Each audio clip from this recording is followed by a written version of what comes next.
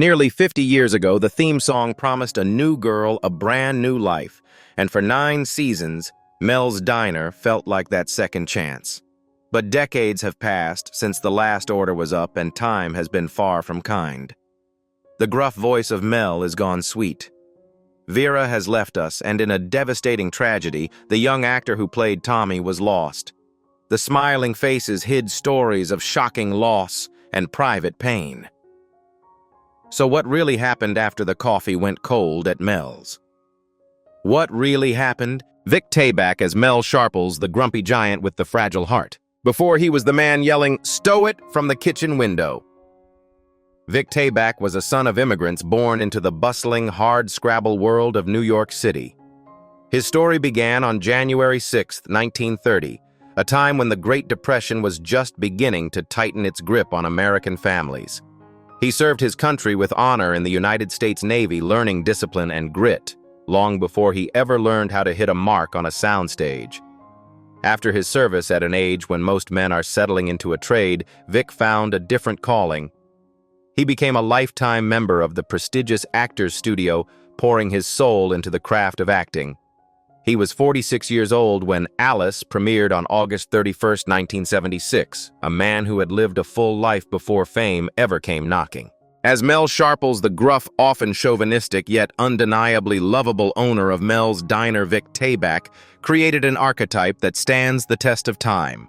He was the barking dog that never bit the father figure, who would never admit he cared even though his actions screamed it. He originated the role in the film Alice Doesn't Live Here Anymore, and he was the only actor to successfully transfer that magic to the small screen. For 9 years, his chemistry with the waitresses wasn't just comedic. It was the friction that made the sparks fly. He won 2 consecutive Golden Globe Awards, not because he was the funniest man in the room, but because he was the most human. We laughed at Mel, but we also trusted him.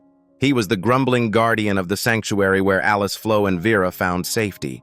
But behind the bluster and the belly laughs, Vic Tayback was fighting a war against his own body. The 1970s and 80s were a different time. A time when a cloud of cigarette smoke was a constant companion for many men of his generation. Vic was a lifelong smoker, a habit that shadowed his success. In 1983, at the height of his television fame, the laughter stopped abruptly when he underwent a triple bypass surgery. It was a terrifying wake-up call, a reminder of the fragility of the man who seemed as solid as a rock. He returned to work driven by that old-school work ethic, but the damage was done. He lived with the constant, silent threat of his own mortality, a bad ticker that no amount of applause could fix. He was a man who gave his heart to his craft even as his physical heart began to fail him. After the Alice set went dark, Vic didn't have decades to enjoy the fruits of his labor. He tried to keep working, lending his distinctive voice to animated projects and taking on roles that allowed him to use that magnificent, gravelly presence. He remained a devoted husband to his wife Sheila and a father to his son Christopher. He had achieved the American dream, the fame, the awards, the legacy, but time is a thief that respects no man's accolades. The end came too soon, stealing away the man who had become America's favorite short-order cook. On May 25, 1990, the world lost Vic Tayback to a sudden heart attack. He was only 60 years old. It was a shock that rippled through Hollywood and the millions of homes where he had been a weekly guest. He didn't get the long twilight years to sit back and reflect. He was taken in the midst of his life. Today, strictly speaking, he would have been 95, but he remains forever 60 in our memories, a testament to a specific kind of American manhood that was tough on the outside, soft on the inside. Beth Howland as Vera Louise Gorman, the girl who disappeared into silence. Beth Howland was the polar opposite of the chaotic character she played. Born on May 28, 1941, she was a creature of the stage, a disciplined and talented performer who possessed a grace that belied her comedic clumsiness. She was 35 years old when she first tied on Vera's apron in 1976. Before the diner, she was a Broadway darling. She originated the role of Amy in Stephen Sondheim's masterpiece, Company, proving she had the vocal chops and the timing of a world-class theatrical artist. But deep down, Beth was painfully shy. She described herself as an introvert in an extrovert's business, a woman who found safety in characters because being herself was too terrifying. Vera Gorman was the heart of the diner. She was neurotic, clumsy, and often confused, but she possessed an innocence that balanced the cynicism of Mel and the sassiness of Flo. Beth Howland's physical comedy was genius. She could trip over a non-existent line on the floor and break your heart in the same scene. She received 4 Golden Globe nominations, a testament to her ability to turn a dingbat character into a fully realized, lovable human being. She was the one we wanted to protect. The irony of Beth Howland's life was that while she played a character who couldn't keep a secret, she kept the biggest secret of all. Her real life was marked by a quiet withdrawal. Her first marriage to actor Michael J. Pollard ended in 1969, leaving her a single mother to her daughter, Holly. She found love again with Charles Kimbrough, but she remained intensely private. The hidden pain of her later years was a battle fought in absolute darkness. A former smoker, she developed lung cancer. But unlike many stars who turned their illness into a public crusade, Beth chose silence. She didn't want the pity. She didn't want the cameras. She wanted to leave this world with the same quiet dignity she had always craved but rarely found in the spotlight. After Alice, Beth effectively vanished. She didn't chase the limelight. She co-founded Tiger Rose Productions and helped produce a documentary titled You Don't Have to Die, which won an Oscar. It was a glimpse into her depth, her desire to tell meaningful stories about survival, even as she stepped back from the acting world. She chose a life of privacy, shielding herself from an industry that often eats its young and its old alike. Beth Howland died on December 31, 2015. She was 74 years old. But here is the heartbreaking detail the world didn't know. Per her strict request, her husband did not announce her death until May 2016, 5 months later. She slipped away while the rest of us were ringing in the new year, unaware that Vera was gone. She controlled her narrative to the very end, ensuring that her exit was as quiet as her performances were loud. She is deceased, but her silence speaks volumes about the toll of fame on a shy soul. Martha Raye as Carrie Sharples, the clown who cried on the inside. To understand Martha Raye, you have to go back to a world that doesn't exist anymore. She was born on August 27, 1916, literally backstage at a theater in Butte, Montana. She was a child of vaudeville, performing in her parents' act by the time she was 3 years old. She didn't have a childhood, she had a career. By the time she joined the cast of Alice, she was a legend. She was 60 years old in 1976, a woman who had seen the rise and fall of Hollywood's golden age. On Alice, she played Mel's mother, Carrie Sharples, a ball of energy who drove her son crazy. She was loud, she was brash, and she was brilliant. Nicknamed the Big Mouth. She used her physical assets and her incredible energy to steal every scene she was in. Even in her 60s, she had more vitality than actors half her age. She was a connection to a bygone era of entertainment, bringing a touch of slapstick genius to the sitcom format. But the laughter of the Big Mouth hid a scream of loneliness. Martha Raye's personal life was a tragedy of Shakespearean proportions. She was married 7 times. 7 times she looked for love, and 7 times it fell apart, leaving her more isolated than before. She reportedly attempted suicide, a desperate cry for help from a woman who gave so much joy to others but could keep none for herself. Her greatest role wasn't on screen. It was in the war zones. She spent decades traveling to Vietnam, Korea, and World War II battlefields entertaining the troops. She was a mother figure to frightened young men holding their hands as they died in field hospitals. She was a saint in fatigues known as Colonel Maggie. But when the wars ended and the applause faded, she returned to a quiet, empty house. The silence was her enemy. Her final years were not the golden sunset a hero deserved. They were marred by ill health and a series of complex legal battles involving her much younger husband and her estate. It was a messy, undignified end for a woman of her stature. In 1990, she sued Bette Midler over the film For the Boys, claiming it stole her life story, a sign of how protective and perhaps bitter she had become about her legacy. Martha Raye fought her final battle against a series of debilitating illnesses. She died on October 19, 1994, at the age of 78. She had been awarded the Presidential Medal of Freedom, but medals don't keep you warm at night. She died having given everything to her country and her audience, leaving behind a legacy of laughter mixed with profound sorrow. She is deceased, but her spirit as a warrior entertainer remains unmatched. Philip McKeon as Tommy Hyatt, the boy who never grew old. Philip McKeon was the face of American boyhood in the late 70s. Born on November 11, 1964, he was a fresh-faced kid from New York with a sparkle in his eye. He was barely out of elementary school, just 11 years old, when he was cast as the son of Alice Hyatt. He was discovered by Linda Lavin herself, who saw him on Broadway and knew instantly he was the one. He grew up on that set.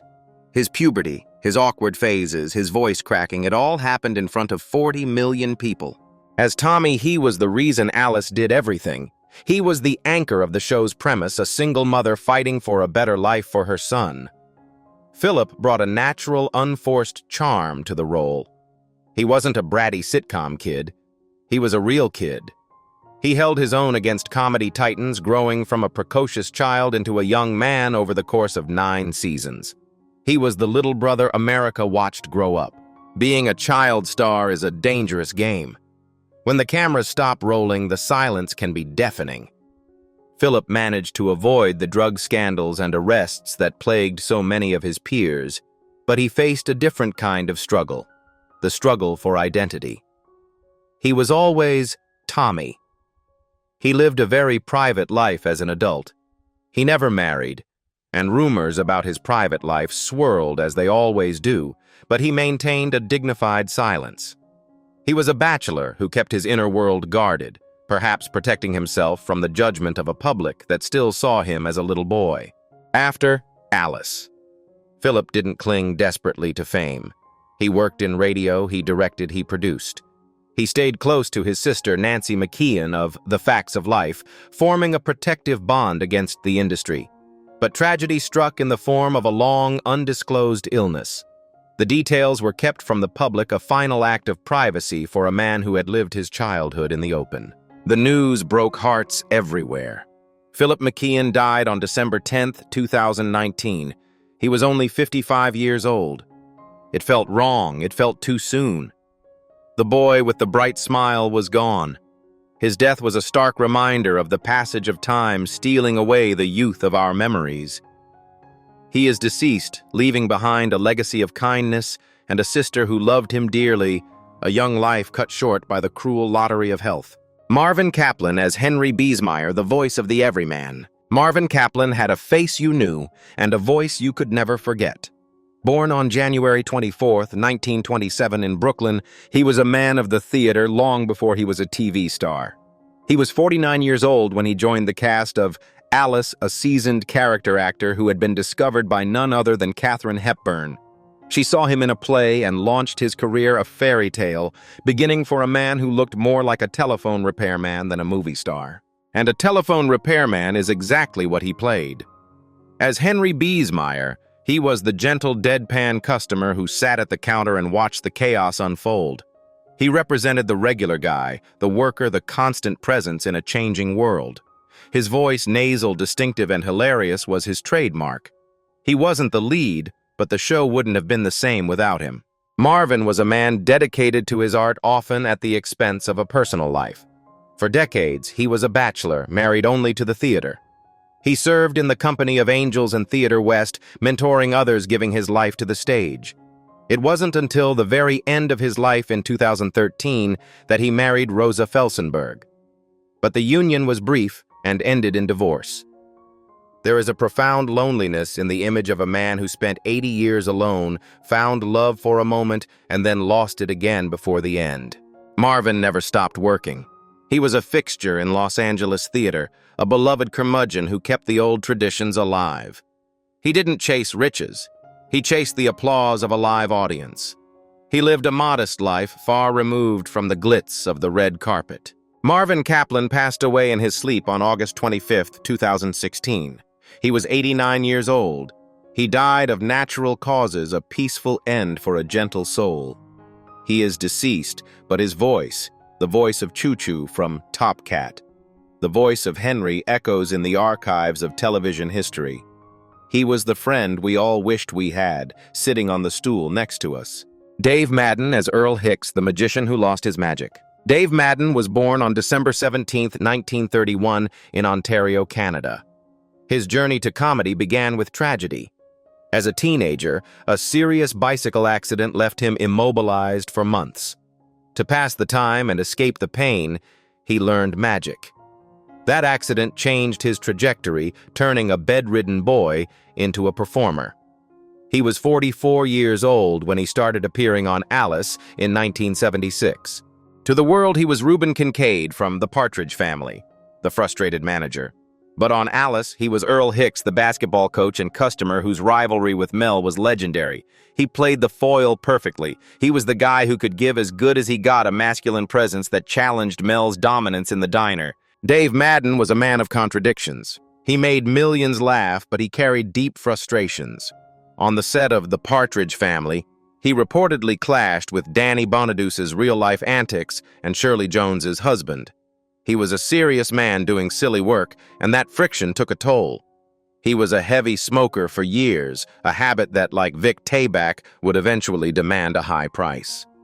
He quit, but the damage to his body was a ticking clock.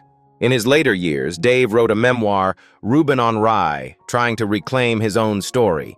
He lived in Florida, far from Hollywood, trying to find peace with his wife, Sandra.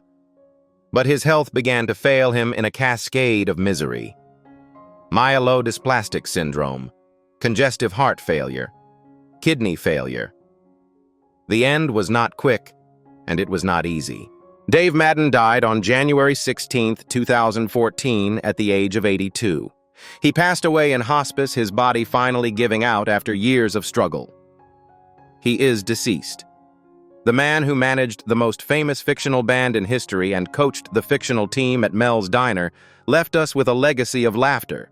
But his final years were a stark reminder that fame offers no protection against the ravages of disease. Linda Lavin as Alice Hyatt. The song has finally ended. Linda Lavin was the soul of the show.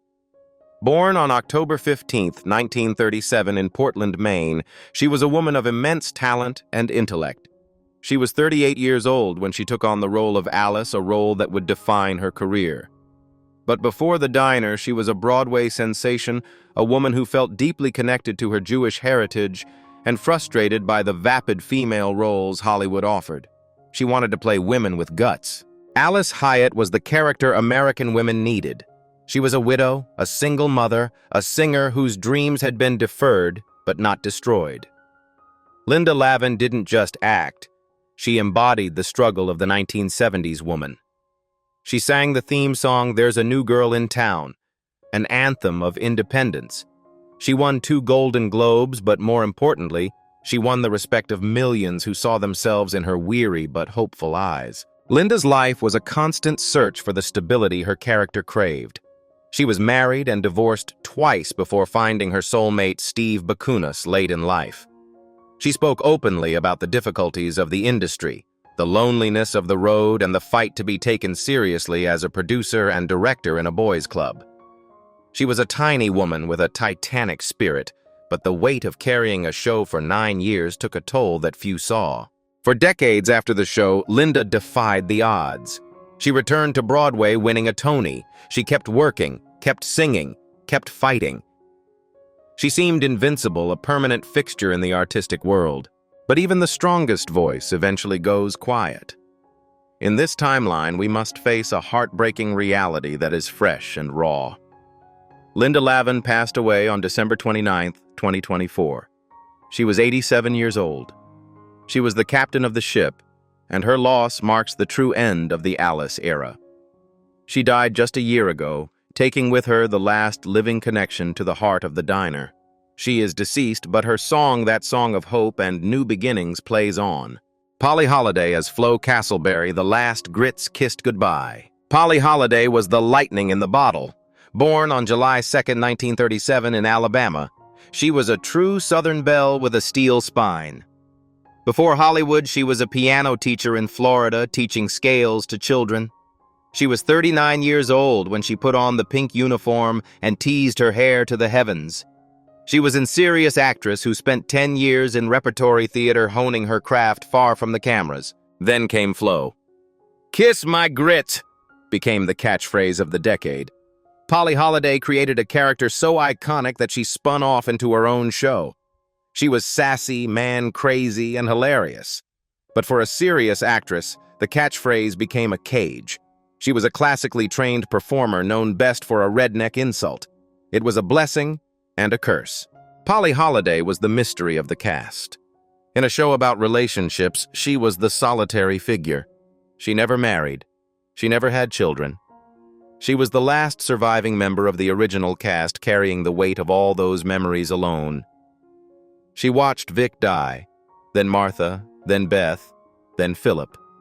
She was the keeper of the flame, living a quiet Episcopalian life, singing in her church choir, far removed from the raucous character she played. She lived a long life, fiercely guarding her privacy. She refused to let Flo define her entire existence, taking on roles in Gremlins and Mrs. Doubtfire. But as the years passed, the silence in her home grew deeper. The final curtain fell only recently. Polly Holliday died on September 9, 2025. She was 88 years old. She succumbed to pneumonia after a decline in health. She was the last one standing, and with her death, the diner is officially closed. The lights are out. The cast is reunited in the great beyond. She is deceased, and the silence she leaves behind is deafening. Charles Levin as Elliot Novak, the tragedy in the wilderness. Charles Levin was the latecomer to the family.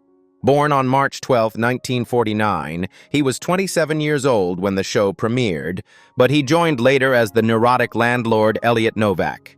He was a talented character actor known for Hill Street Blues and Seinfeld. He played the lovable loser, the guy who could never quite get it right. He brought a frantic energy to the later seasons, trying to fill the void left by departing cast members. He was funny, anxious, and memorable. But Charles Levin's story is the most harrowing of all. His life ended not in a hospital bed, but in a nightmare. In July 2019, he was reported missing in the remote wilderness of Oregon. He was in the process of moving a time of stress and upheaval. The search was frantic, but hope turned to horror. His car was found stuck on a remote, impassable road. Inside was his beloved dog, dead. Charles Levin's body was found days later in a ravine.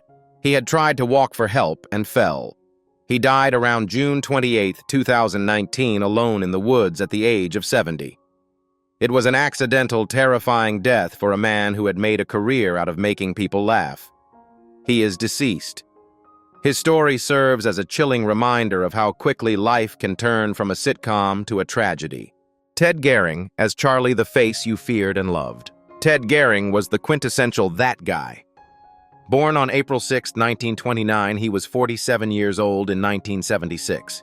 He built a career playing tough guys, sheriffs, and villains. On Alice. He played Charlie the truck driver. He was a recurring face, a part of the texture of the show. He wasn't the star, but he was the atmosphere. Ted was a working actor. He punched the clock. He married, he divorced, he raised kids. He retired in 1989, stepping away from the grind. He lived his final years out of the spotlight. Ted Gehring died on September 28, 2000. He was 71 years old. He is deceased. He represents the hundreds of working actors who make shows like Alice possible, the supporting beams that hold up the house who pass away with little fanfare but leave a void nonetheless. It is a somber realization, isn't it?